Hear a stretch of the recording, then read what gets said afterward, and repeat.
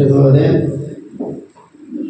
ഇന്നേ ദിവസം കരിമ്പുകൾ ഇടവകയുടെ ചരിത്രത്തിൽ തങ്കലിപികളാൽ എഴുതപ്പെടേണ്ട ഒരു ദിവസമാണ്. നമ്മുടെ ചരിത്രത്തിൽ ആദ്യമായി തിരുനാളിനോടനുബന്ധിച്ചുള്ള മരിച്ചവരുടെ അനുസ്മരിക്കുന്ന ദിവസം നടത്തുക. ഇന്നലെയും മിനിയാന്നുമൊക്കെ പല വിധത്തിലുള്ള ആഘോഷങ്ങൾ അത് ആത്മീയതയിലുണ്ട് എങ്കിലും അതിനപ്പുറത്തേക്ക് അതിൻ്റെ ഭൗതികമായ ആകർഷകത്വമുണ്ട്. ഒട്ടേറെ പേരെ നമ്മളുടെ സാന്നിധ്യം നമ്മൾ കണ്ടു. എന്നാൽ ഇന്ന് അത് ഉണ്ടാവില്ല. കാരണം പലപ്പോഴും ഞാൻ ഈ വർഷം ഇതിങ്ങനെ ചെയ്യുന്ന കാര്യത്തെക്കുറിച്ച് പറഞ്ഞു കഴിഞ്ഞപ്പോൾ തന്നെ അങ്ങനെ ഒരു കാര്യം ഇതുവരെ ചെയ്തിട്ടില്ല, അതിൻ്റെ ആവശ്യമില്ല എന്നാണ് പറഞ്ഞത്. അതിപ്പോഴും ബോധ്യപ്പെട്ടിട്ടില്ല എന്നുള്ളത് തീർച്ചയാണ്. തമ്പുരാൻ്റെ കൃപ കൊണ്ട് ഈ അടുത്ത ദിവസം പുത്തൻകുരിശ് പള്ളിയിലെ തിരുനാളിൻ്റെ നോട്ടീസ് വന്നത് എനിക്കൊരാശ്വാസമായി.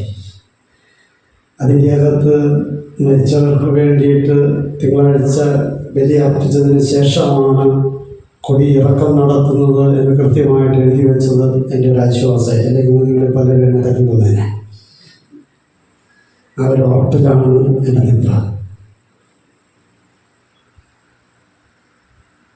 മറ്റു പള്ളികളുടെ തിരുനാളിൻ്റെ നോട്ടീസൊക്കെ ഒന്നെടുത്ത് നോക്കണം എന്നെനിക്കൊരു വിനീതമായ അപേക്ഷ.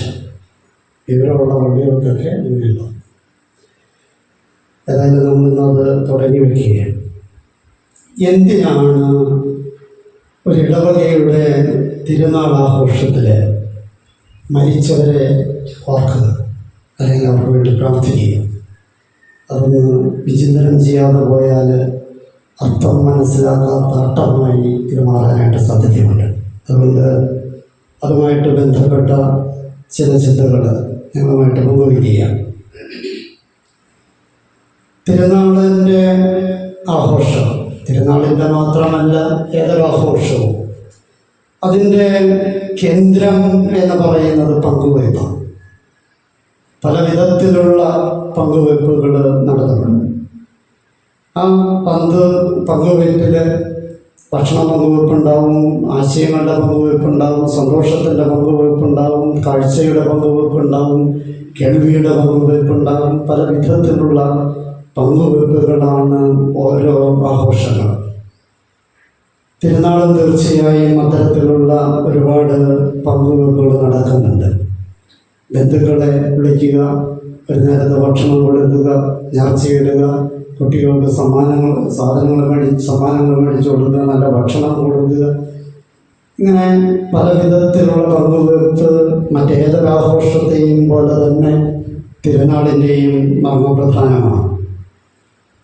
അങ്ങനെയെങ്കിൽ ഈ പങ്കുവയ്പ്പ് ബാന്ധവമുള്ളവരോട് ഉള്ള പങ്കുവയ്പ്പ് തീർച്ചയായിട്ടും മരിച്ചവരോടൊന്നും നമുക്കൊരു ബാന്ധവമില്ലേ.